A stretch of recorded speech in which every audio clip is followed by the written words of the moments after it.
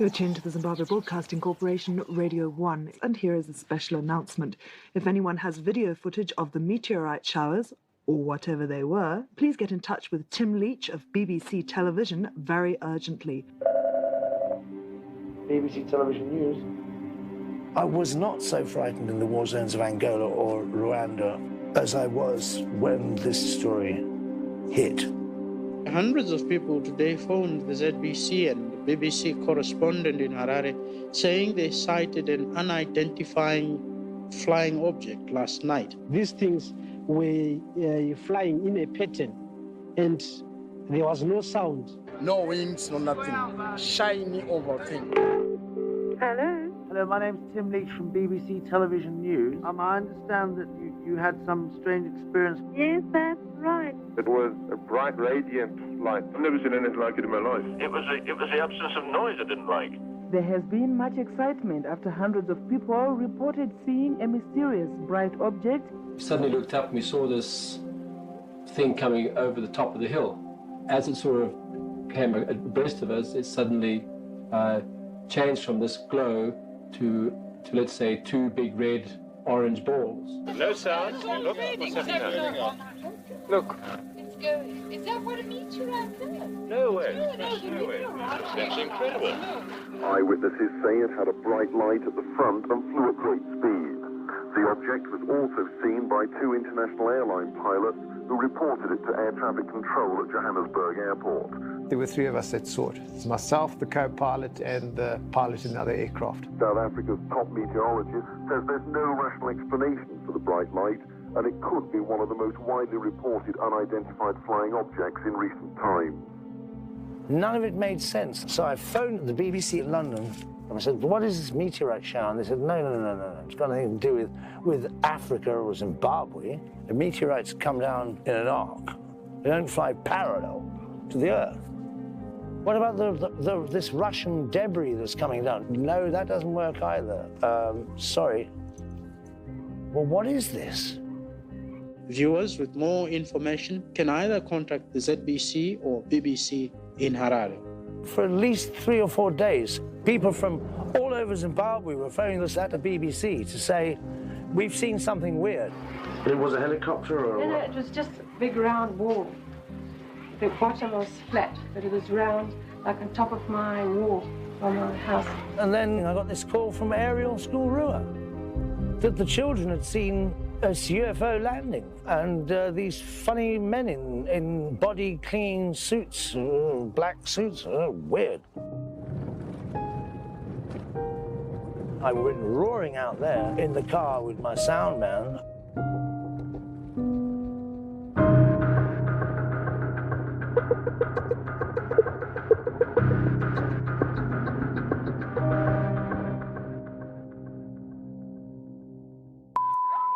Ariel School, 19th September 94, 12:12 local time.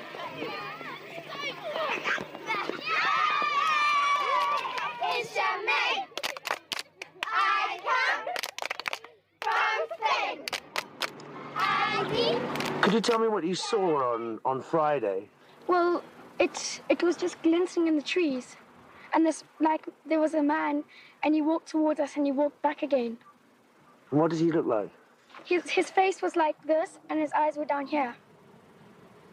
Like, what, further down his face? Yeah, much further down than us, because our eyes are here, his are down. You don't think it was somebody in fancy dress doing a prank or something? And how tall about? About, say there. Sitting on the spaceship. How do you know it was a spaceship? Wasn't it a helicopter or something like that? Well, it looked like it was like a disc, like a round. And whereabouts was it? Oh, in the trees over there, between the third pole. And did you girls see that as well? Yes. We asked them to draw pictures of what they saw on Friday, and after looking at those, I definitely feel that they did see something. What do you think that was? I agree that it could be something that we are not common with. But to actually say that it was a UFO, I would be reluctant to make a decision like that. All the other journalists in Harare were not taking this seriously, but I took it seriously because this story got bigger and bigger and bigger and bigger. And I needed to know what was going on. Who do I talk to? And then I spoke to some contacts, and they put me in touch with Cynthia Hind, a person for UFOs in Zimbabwe. Well, Cynthia Hind's coming up, and I believe she's being a Geiger counter. She did mention it on the telephone. Well, I think we're waiting to see what happens then. Just come and sit on these chairs along here. All right, these are the grade 7s, the oldest children here at the school who say they saw something. Did you all see something? Yes. What's your name? I'm Daniel Mandy, and I saw this silver thing in amongst this clump of trees with this one thing sitting on the side and another thing sort of like running up and down the top. It had a round top and it was flat like that around the sides. What was round the side? Just a so like a platform coming around the Platform. Did you see anything else? Yes, we saw a black man running around. Just a little man or what? From where we looked, he was about this small, but we were quite way away. So it was about our size. What did you see? I saw something silver on the ground amongst the trees and a person in black. And that's all I saw. You saw a person alongside the silver thing? Yes. Have you heard about UFOs before this? No. You didn't know anything about it, so it was something quite new to you? Yes. Were you afraid? Yes. Nobody should panic. We don't know what it is, and it could be just there was a Russian satellite went up on the 27th of August, and it's a possibility something came down, but it would not account for the figure you saw.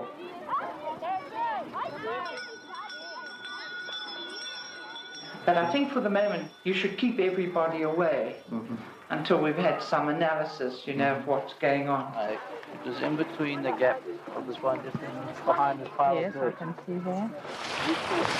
Look at that, guys. I don't think a wild goose there. Where do they think it was? They told us just in between these two poles here.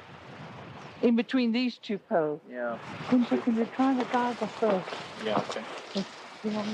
What equipment have you brought with you? Well, Gunther is a highly technical chap. Because it's difficult and very expensive in this country, he's made his own Geiger counter. So we're going to check it out and see if there's any radioactivity there. If there's really some changes, the Geiger would be going faster. But so is this just normal background radiation? Yeah, this is about normal. I was helping Cynthia out more in technical terms. So Cynthia found me quite useful in maybe explaining away certain phenomena. Maybe it was a certain time of the year where certain meteorological events occurred, like the Leonid meteor shower or the Perseid meteor shower. So we used to try and eliminate all the natural events that might be happening in the sky before we thought maybe there might be something more to it.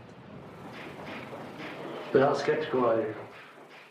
Well, I would like to see some evidence. But you don't think you've got the equipment at the moment to... No, I haven't. But from what I see from some of the children, I do believe there's something happening. I'm not all that gullible, but this to me is a very typical case, and I've handled several hundreds in southern Africa. Well, I certainly believe the children.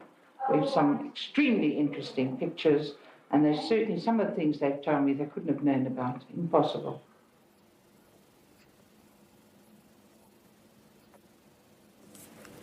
I can remember it like it was yesterday. It was easy to put down because that's exactly what I'd seen, so, something that I'll never ever forget. In '94, I was in grade 2 at the time at Ariel. My teacher was Mrs. Cheaple.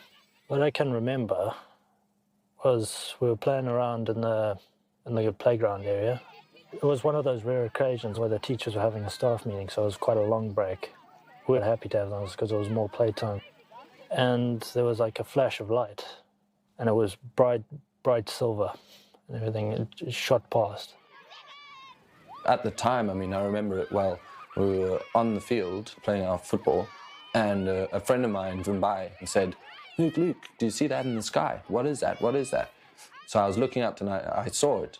And it was, for want of a better word, a UFO. I wasn't sure what it was, but it was a silver object that was in the sky. And we're both like looking at it. And I only saw it for possibly a few seconds.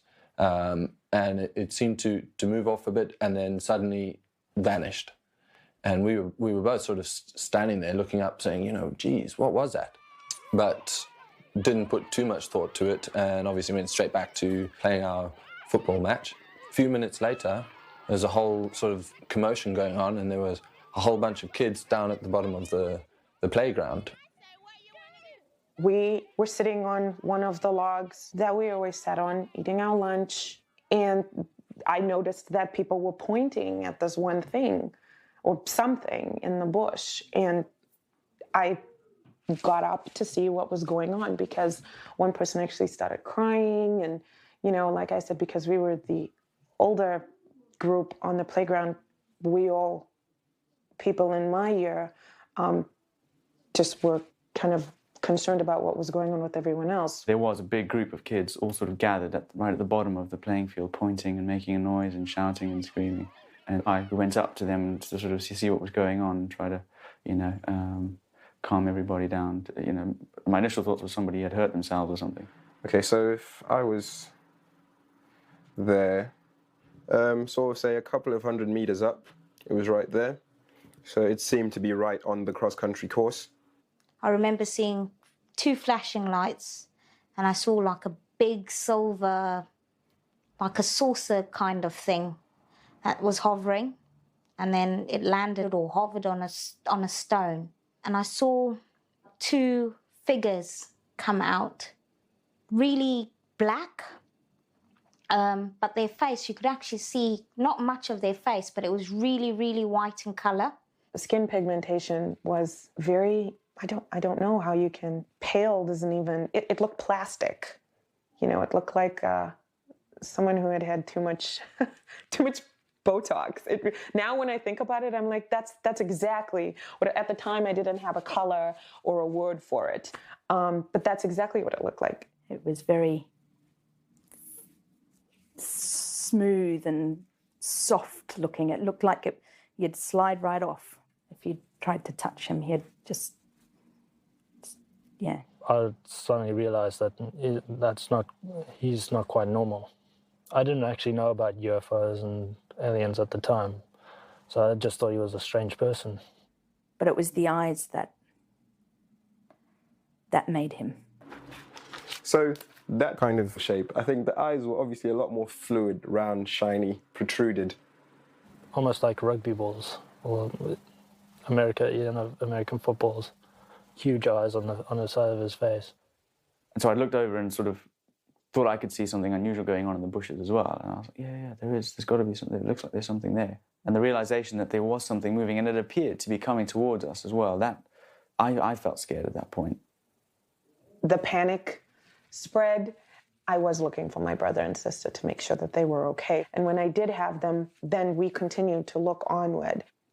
They just seemed confused, like, what is going on? One moment we're playing, next moment everybody's looking, pointing, and everybody's in a panic. That was a little bit scary.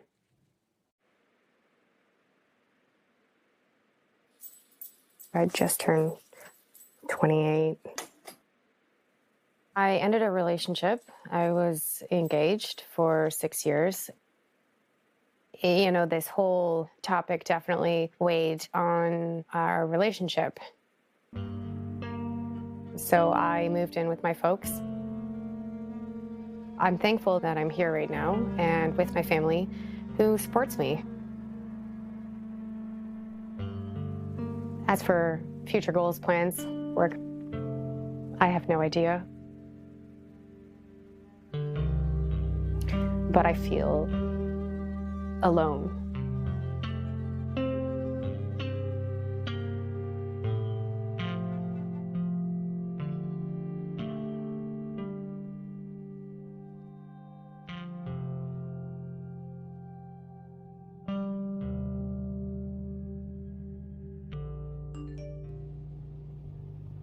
Dear Emily, I hope this finds you well. As you may have seen on our Facebook page, next month we will be celebrating our 25th year as a school. I know it's short notice coming from Canada, but we'd love to have you join us. If you can't make it, know that you are always welcome to visit your old home. Love, Judy.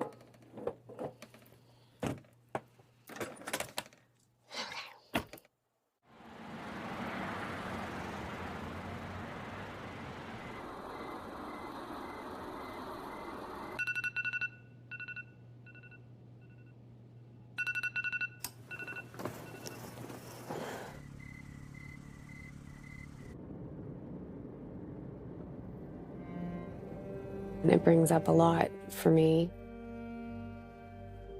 It's a reminder of pain, of holding something inside. I don't want to hold on to those feelings anymore.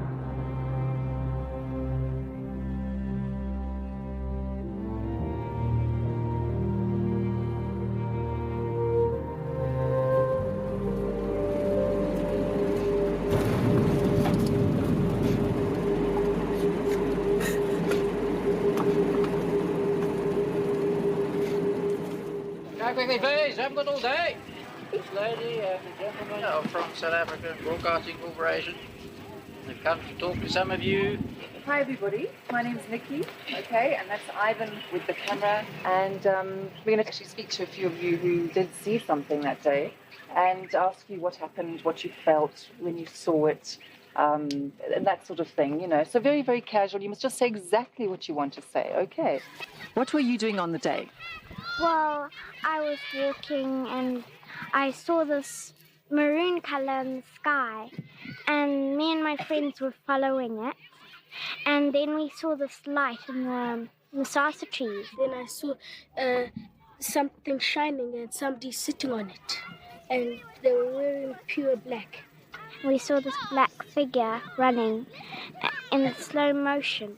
The strange thing was it seemed to be in very slow motion, which to us seemed very interesting because Cynthia had come across this kind of event in some of our other cases around the world where she had reports of, alien encounters. Cynthia, how long have you been investigating UFO phenomena? Well, about 17 years. I'm the continental coordinator in Africa for MUFON. MUFON has over 5,000 members, most of whom are scientists. You interviewed the children. What was your conclusion? I believe them. I believe they saw what they said they saw. I think that perhaps some have been influenced by others and they've added a little bit here and a little bit there. But basically, they drew in their drawings many things that I don't think that they could know about. And how big was the figure? It was about as big as a grade 6. How tall would you have said? Maybe about 3.5 feet. There's another one. He was a bit short. As an investigator, I've learned that if they tell exactly the same story, then there's corroboration. They've got together and they're doing it. But if they tell a similar story, but from different viewpoints, to me, that's the truth.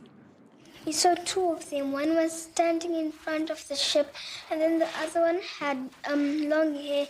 But the one who was standing in front, he didn't have any hair at all. Show me with your hand how big the eyes They were. were shaped like something like that. Big head and big black eyes, and was dressed in a black bodysuit. What did you think it was?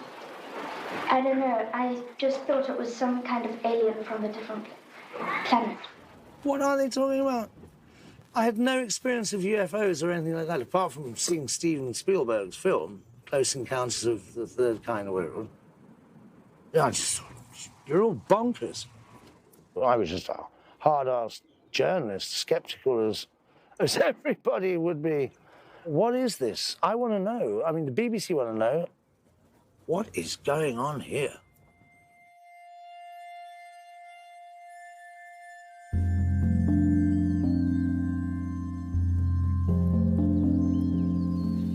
There's a truth behind, your environment shaping who you are. For me, growing up in Africa was normal. It was just home.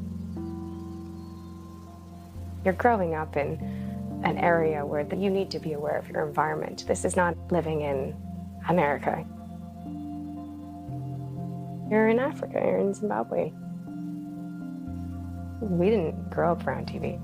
People like to joke about, oh, do you have running water? Yes, that was luxury, actually. That's something you were lucky to have, or electricity.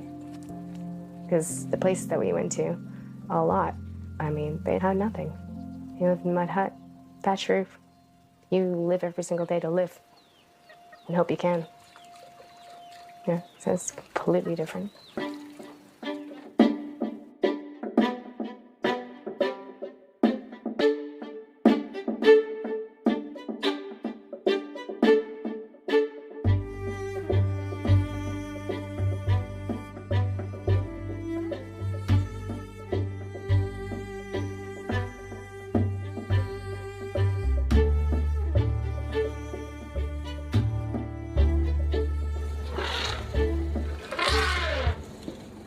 Hey, Mom, Dad, do you remember this place? We used to stop here all the time. This is really, I feel at home. To go back to Ariel means I get to go back to the spot where it happened. I don't know how I'm gonna feel, I don't know what it's gonna bring up, but I feel really blessed to be able to do that in my life.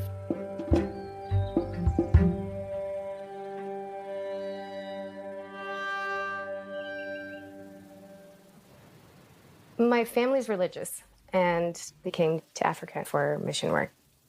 My brother and sister also attended Ariel. They were very traumatized about the event. Talking about it in a religious environment wasn't something that was allowed to be done.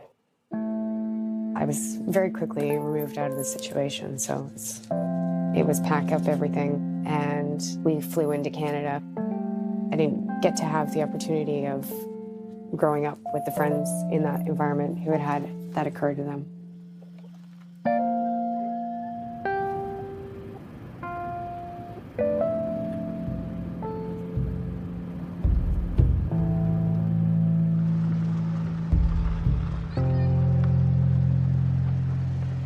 I'm looking forward to reconnect again. I haven't been back to Ariel for just over 20 years.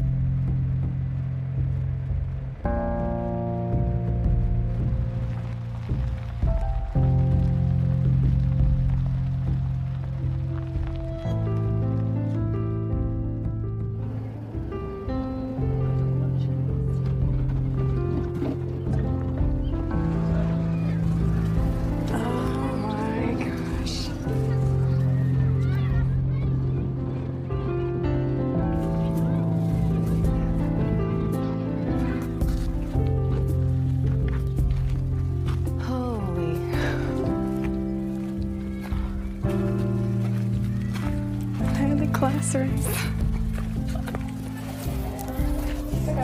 Hi. How are you doing? Good, how are you? Good. Emily. It's just right in there. How are you? I'm good. Yeah, and you? Good. I'm really glad to be back. To come back. now. Yeah. Come home. Whatever. Home. Yes, home. It is. It is. Home. Always. Yes. Yeah. It's good to see you. Thank you. Oh my goodness. That's Rachel.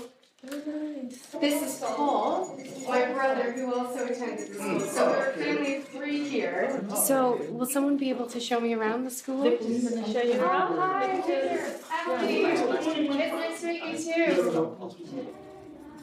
I'm walking where I used to step. Yeah. It feels incredible.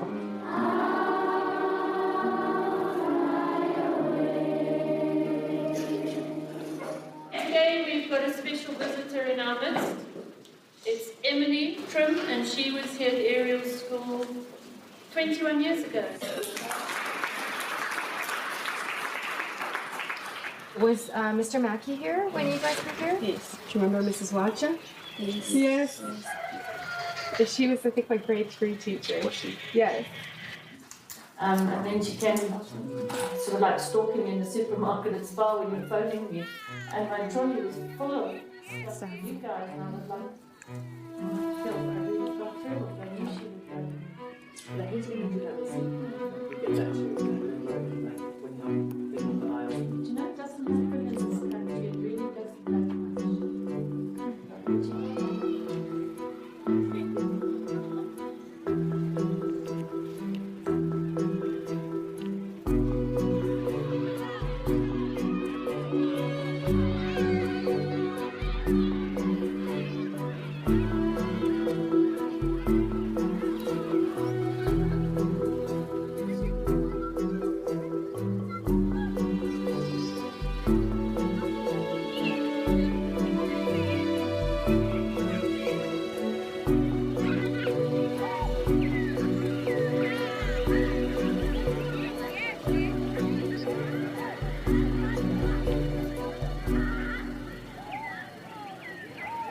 having a good day?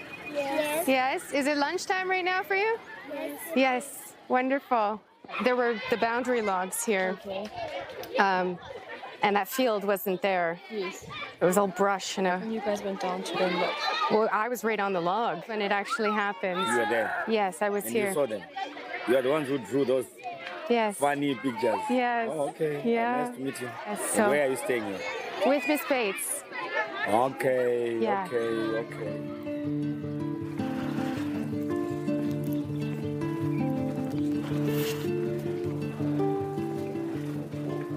You have the shower down there. And this is your room here. And everyone's got a fan. I don't have mosquito nets on the tray. You don't have what? Mosquito nets. That's okay.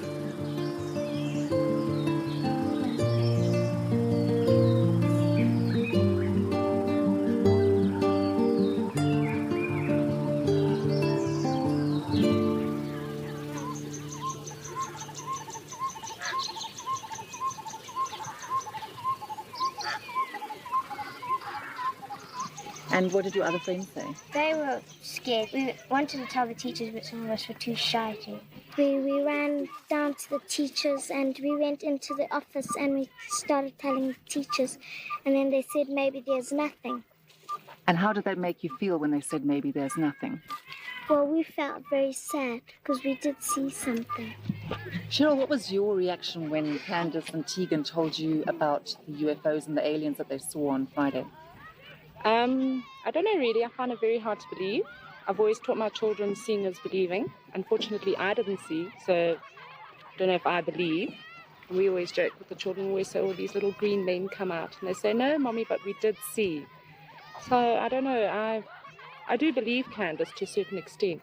What did the man look like? Why would they make up such a story? And kids of that age, 6 to 9, 10, they wouldn't be able to sustain such a story for such a long time. And one of them's going to crack, and then it would be like unrolling a ball of string, and all the rest of them would crack as well. So would you want to talk about it to friends or other people you meet in the future when you get older, or do you want to just forget about it? No, I don't want to forget about it. I want to keep it in because I know that it was true.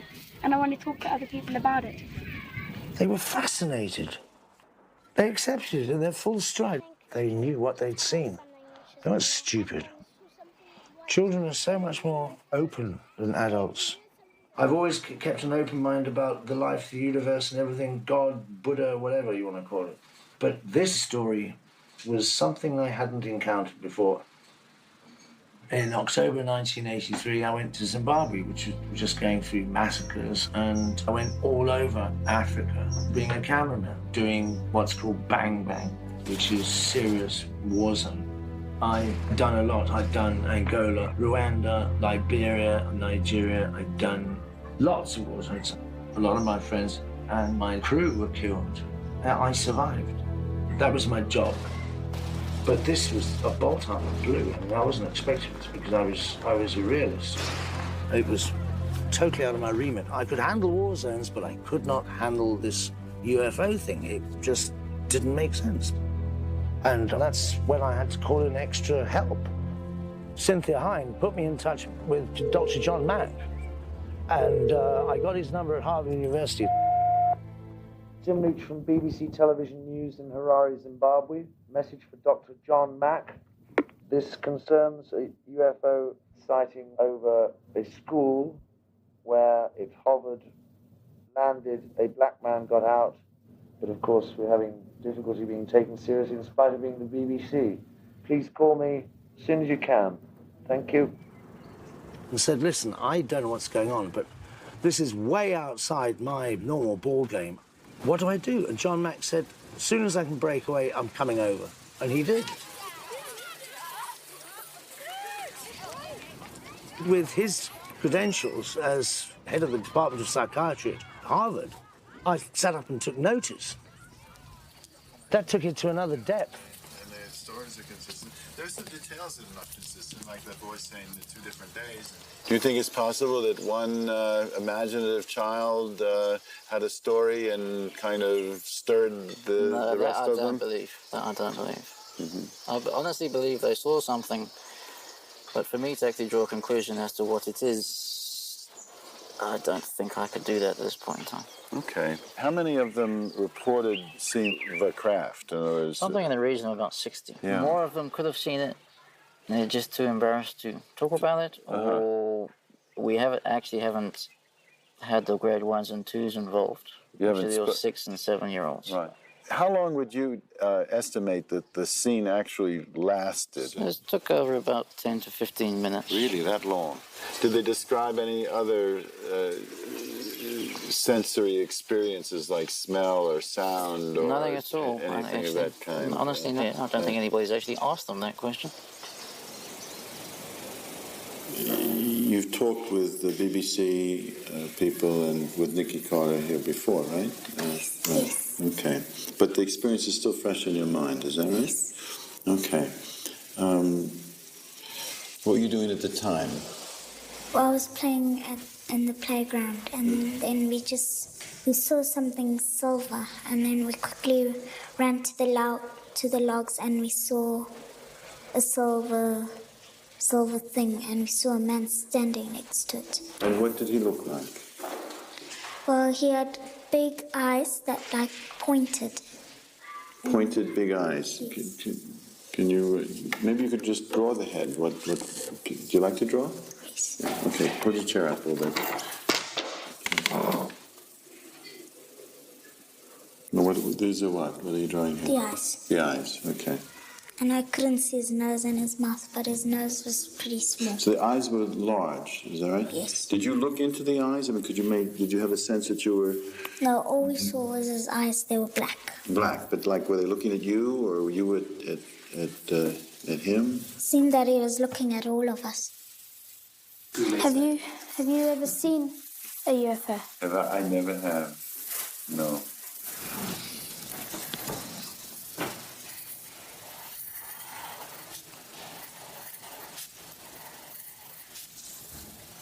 And I didn't see anything over there. No nose? You didn't see a nose? No. My heart kind of went faster and then slower and then faster and then slower. Mm-hmm. All at the same time. Now, that was excitement and... Yeah, excitement and scariness. And scary. And well, you said happy, too. Yeah. Yeah. Happy because... Because I saw something strange and something peculiar and something nobody had ever seen. Haley, something scared you, is that right? Yes. What scared you? The noise. What noise? The noise that we heard in the air. You heard a noise in the air? What was it like? Like a roar or a buzz or a hum, or what kind of a noise? It was like someone was blowing a flute. And that scared you? Yes. Mm-hmm. And what did you do when you were afraid? I ran away from it. Mm-hmm. We told the teacher, but she said just forget about it. Mm-hmm.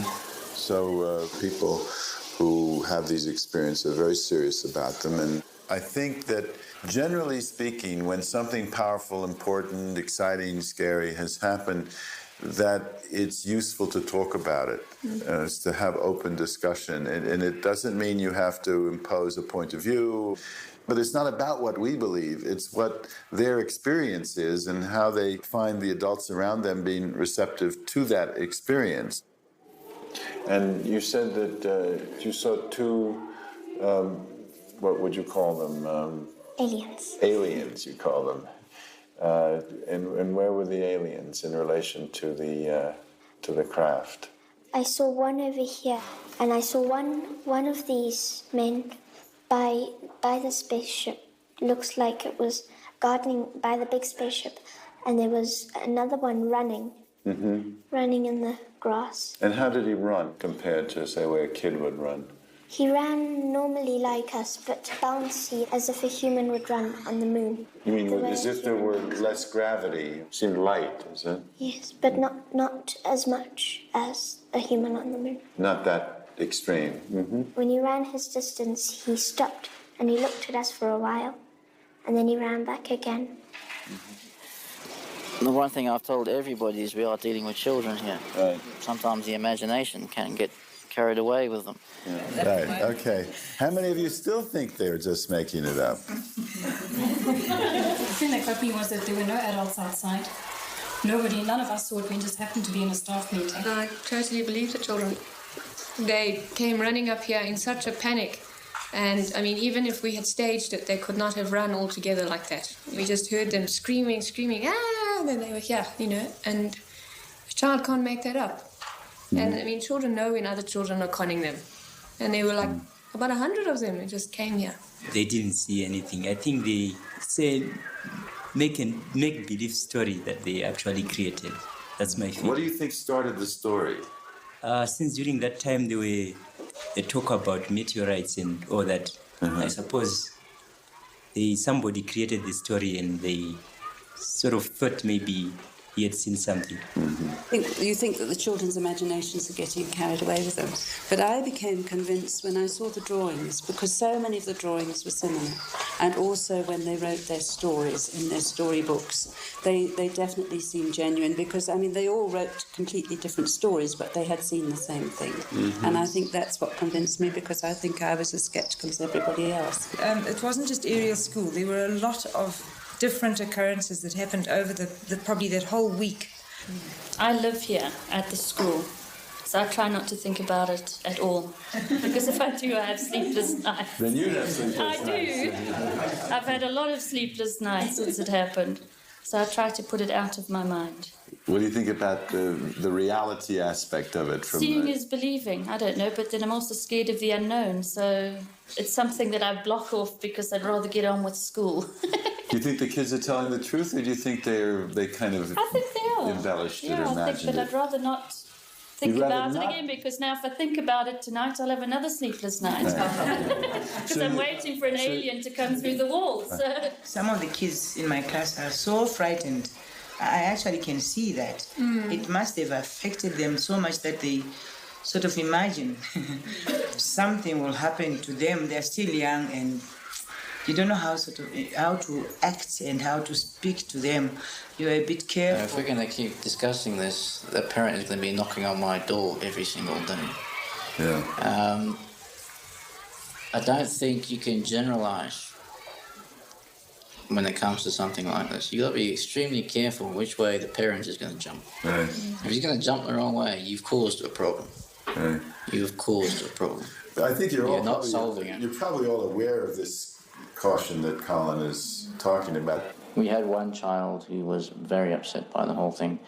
Unfortunately, he's not at the school anymore. He's actually gone back to Canada. He was having sleepless nights, and this was a 12, 13-year-old child. Basically, the cause of that was his parents refused to discuss the situation with him. His parents were very religious, and according to them, this sort of thing doesn't happen.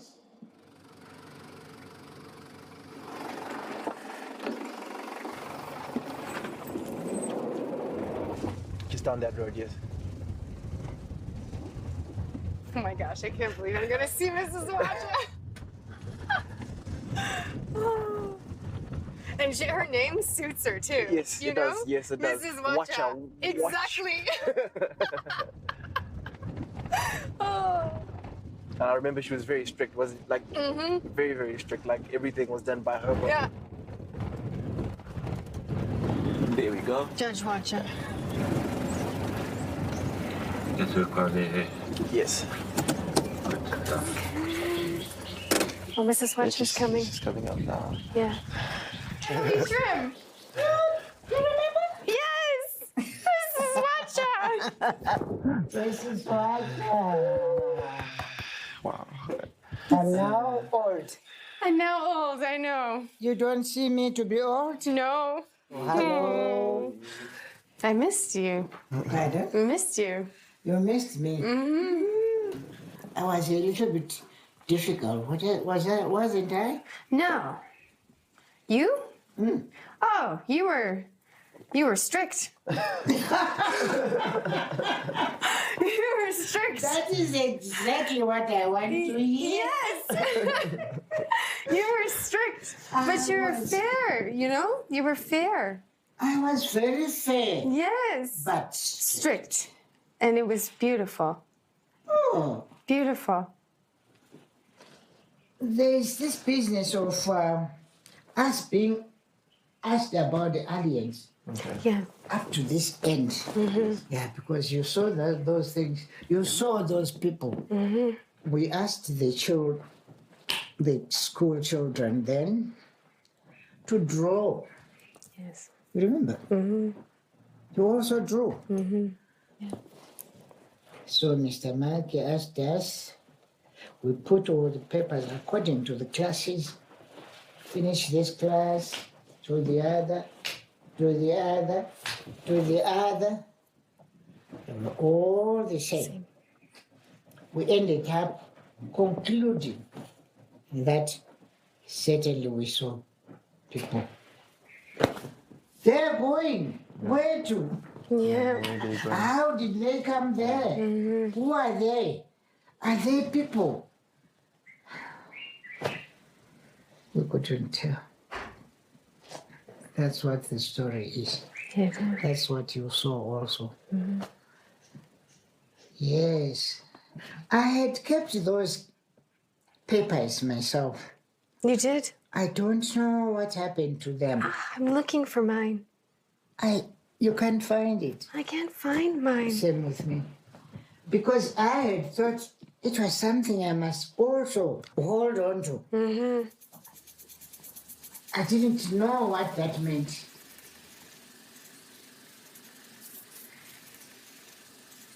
These eyes, did you look at them? Yes. What feeling did that give you when you looked in the eyes? It made me shake a It little. made you shake. It was a terrifying feeling. A what? A terrifying. A terrifying feeling. Yes. And what made it terrifying? The way he was looking at me. How did he look at you? Strangely, like an old woman who hasn't seen a kid before. Like Who an old stares. what? An old woman who hasn't seen a An kid. old woman who hasn't seen a kid before? She stares like this. Oh, okay. I'm going to ask you to do something. Try to just be in that feeling for a moment. Try to remember that terrifying feeling, okay? Can you do that? I know it's unpleasant, but nothing bad will happen, okay? And just try to tell me what that terror, what's in the terror. See what you find in the terror. What it might be about. It was making me all scared. My heart was now starting to pump faster. Mm-hmm. And it was making me all woozy now. Like woozy, losing, Yes. like you were going to faint, you mean? Yeah. Did you faint? No. Yeah. So then I was looking at him, right? And Yeah. then he was looking at me back. I couldn't just keep on looking at him, so I had to stop and I looked sideways. So he couldn't keep on making me feel faint. But you kept looking. Yes. Why did you keep looking? I don't know, something just attracted me to look at him. Something attracted you. Uh-huh. Yes. The other man, his eyes looked at me as if, I want to, things like that. I want to what? I want you. I want you. Yeah. I want you in what? Like I want you to come with me, or No, I want you to come with me. I want you to come. Did you go with him? Do you think? No, only my eyes went with him. Your eyes went with And him. my feeling. And your feeling went with him. So was there a part of you that wanted to go with him? Yeah. That felt like drawn to go with him? Yeah. Okay, so can you say what that felt like? Again, scary and a little excited. Yeah. And a little I shouldn't go. Yeah. And yet, I want to go. Yeah. Yeah. John Mack seemed to have brought out that information because we just took it in a very analytical way. We just said, what did you see? And what did the aliens look like? What did they do? But we never thought there might be some kind of emotional, deeper effect. Really gave you goosebumps, if I may put it that way. There's something more going on here than what met the eye. What made you scream? I was just getting very scared. What were you scared would happen? And don't be afraid to say, even if you think it's not sensible, just tell me what you were afraid might happen. I thought the aliens would attack me. Would attack you and do what? Hurt you? Yes. How would they do that? I don't know. Mm-hmm. It looked evil because it was just staring at me. With what? Staring at you as if what? As if to do what? As if it wanted to come and take us.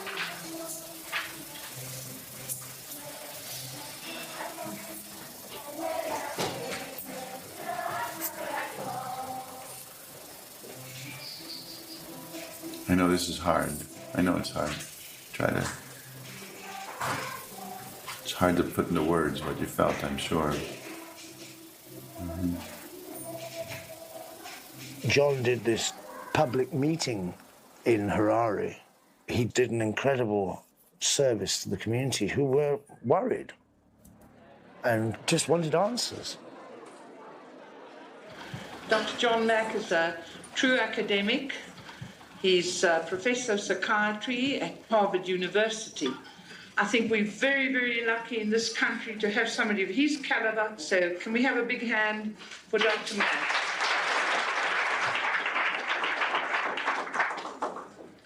Thrilled to be here tonight and have a chance to talk with you about this phenomenon.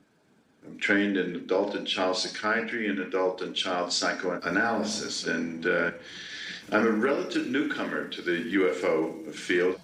And the reason for this trip is the incident that took place in Rua at the Ariel school. A number of you, I'm sure, know something about what took place there. The children we talked with, clearly we're talking about a phenomenon that occurred in physical reality. In other words, the stories were consistent, and the way they talked about it left virtually no question in our minds that what happened was just about what they said happened.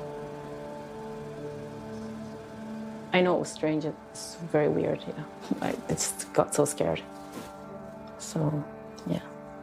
If I had to describe that day, the first thing that I remember is the light and the sound is the main thing that just strikes me, and then the two shadows.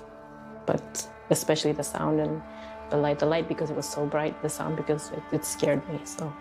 Yeah, we heard a sound in that direction. It was sort of like a buzzing noise. It was a very, it was like a buzzing, the buzzing of what you would hear at an electric station or anywhere close to that, like something's being zapped, almost. It kind of sounded like bees, but more like like a machine bee sound, just very strange. First I thought maybe it was just me that heard it, but if the other kids around me had heard it. It sounded like it was coming from everywhere. It went louder and louder, and then it stopped, and we ignored it, like, okay, I don't know what that is. And then a couple of minutes later, it started again, and it was much, much louder, like really, really loud, like a swarm of bees. And that's when I started getting scared, and everybody started getting scared. And then we started running away from there.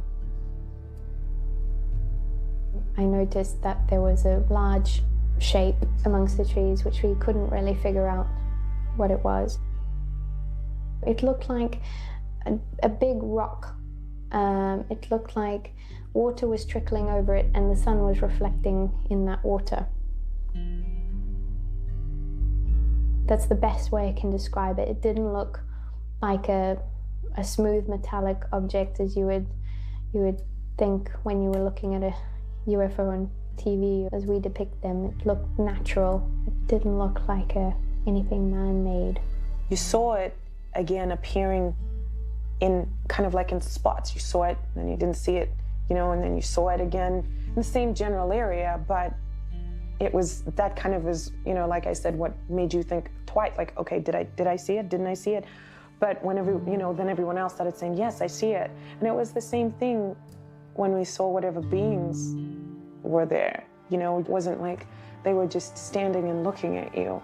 You would see them in various places at various times, so you didn't know if it was one, if it was more than one.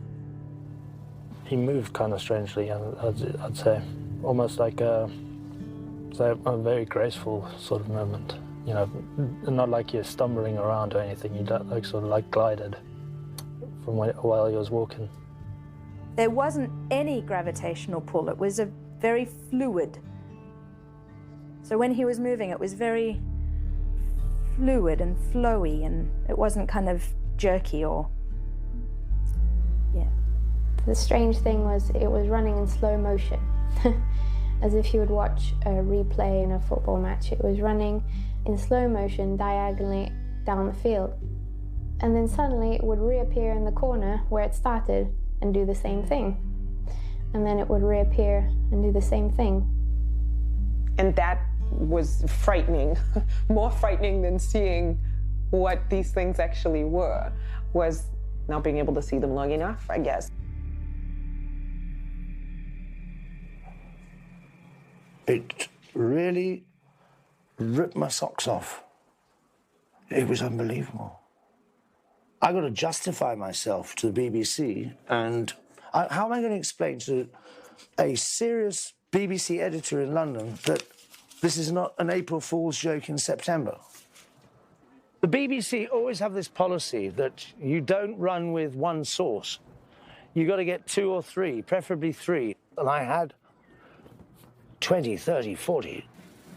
Now, I put a lot of stake on the physical evidence, but I don't primarily emphasize that, not because I don't think it's critically important. I think the physical evidence is very valuable, but for me, my strongest suit is my clinical investigative approach to create trust, to bring forth whatever it is, and the memories and experiences come flooding back. Now, the fact is that people are threatened when they come forward about this. Children, very reluctant to tell their parents. And a mother or father may say to a child, oh, you must have been making it up. Your imagination is too lively. And then the child sort of grumbles and they go inside and they do what I call going underground. They know what happened to them, but they don't tell anybody. I mean, you just felt nobody really cared. Who do you talk to? How do you understand it? The people in my life that were supposed to be the closest and the support system, it didn't feel like it was there. There was nobody there to say, now it's okay to talk about it. So we never did. And as children, you have a huge imagination, so you see those sort of things and not know what they are. And you're left with this, well, where am I? Limbo state of, am I safe or am I not safe? So it was, I think, as a protective mechanism, block it out, turn it off, don't go back to it. I haven't really talked to anyone about it. I usually kept it quiet, you know, because most people probably think I'm, you know, a bit nuts. You're not exactly going to bring up this kind of conversation at a bar or a restaurant, or, you know, people think you're crazy. It's very hard. It's kind of strange, I guess, because they don't believe you. Some of my close friends know about it, but it's more like not a joke, but they're like, oh, you crazy type of thing, like laughter type of, like it's something funny something to laugh about. If this had been 10 years ago, I wasn't in a place where I really wanted to talk about it. I just didn't want to be associated with that. I was very self-conscious. So yeah, it's kind of hard to talk about it. It is. Because it's not something that I bring up to anybody, ever. My husband doesn't even know about it.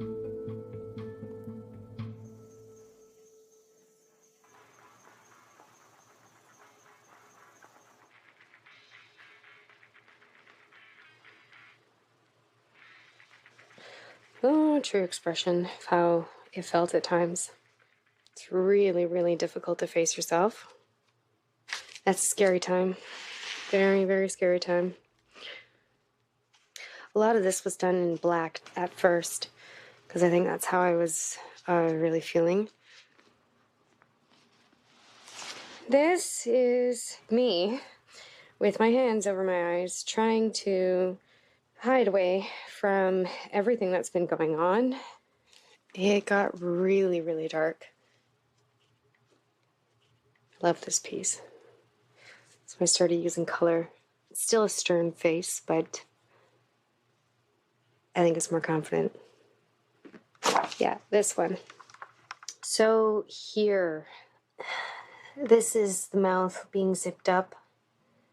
This was like when all you want to do is just talk, and you feel like you have no one to talk to. I didn't realize that it affected children that much. Mm-hmm. But it obviously has. Yeah. It was quite difficult, wasn't it? Because your mum and dad would not have believed. They believed that something had occurred, but it was very difficult to integrate. It's very difficult to put your religion and you see the Christian side of it with that happening. Sorry, Mr. Sotoli, yes, hi, come in. yes.